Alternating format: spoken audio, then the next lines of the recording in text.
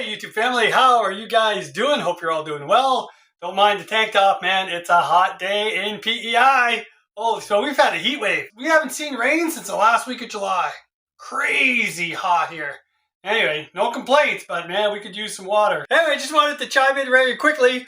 So I did a quick video, which is posted in the description below, of an AC30 on a budget.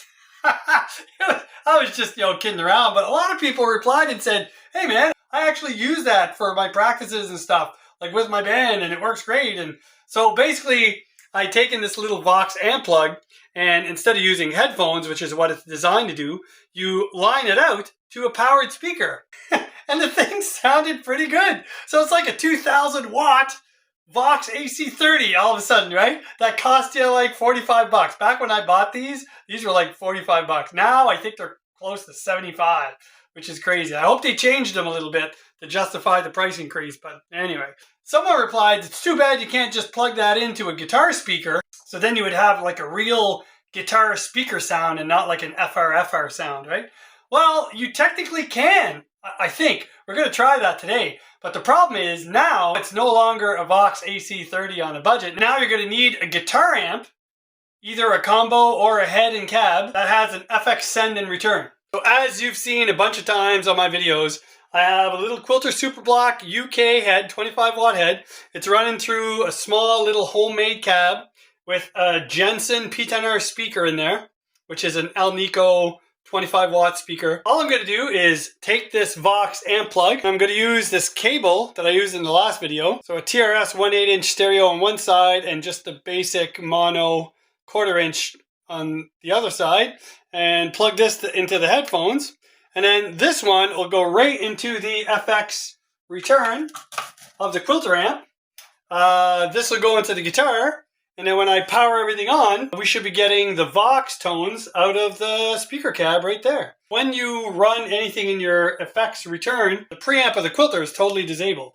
So the master volume and the reverb works, but the treble, mid, bass, limiter, gain, that's gone. None of that works. The only issue with these Vox amp plugs is the ergonomics and the design is kind of terrible because they plug in from the bottom like this, but the gain, tone, and volume are on the back side of the unit.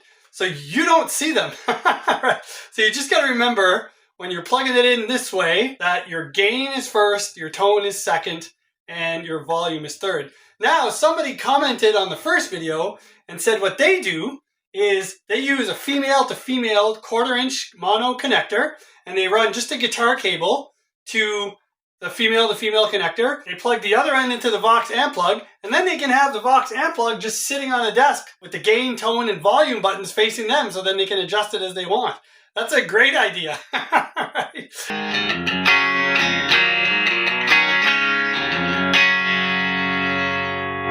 go full gain. Nice drive there.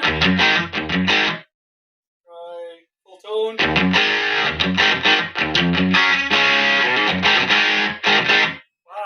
A little bit too loud.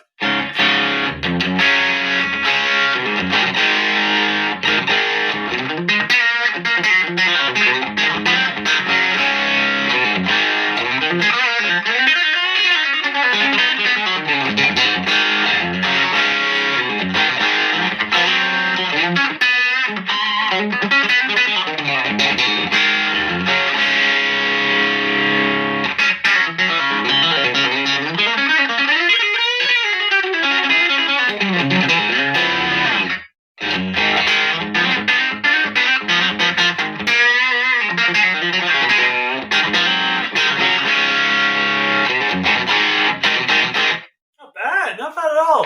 We'll throw some reverb on our Vox. Oh look. I don't know if you guys can hear that. Sounds good here in the room.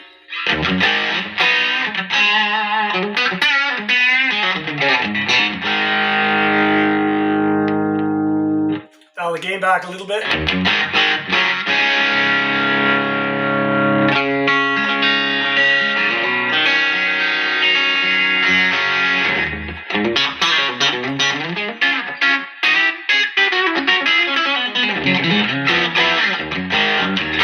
In the last video, video, someone commented and said, "How dare you not play any Beatles songs?" He said, "They're the ones who brought the Vox amps into the mainstream." I'm like, yeah, good point. Well, she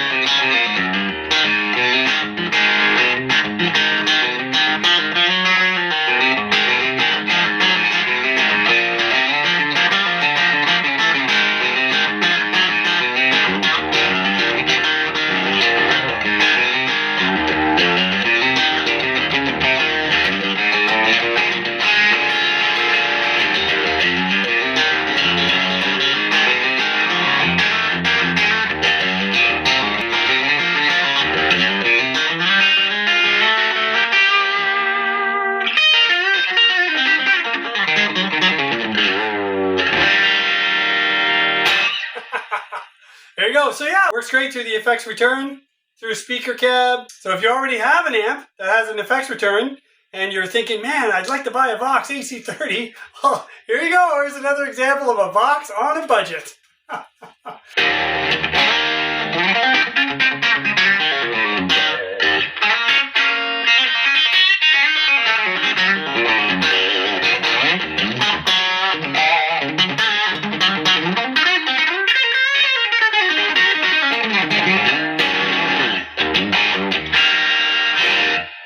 All right, you guys take care. God bless. If you have any questions, fire them in the comments.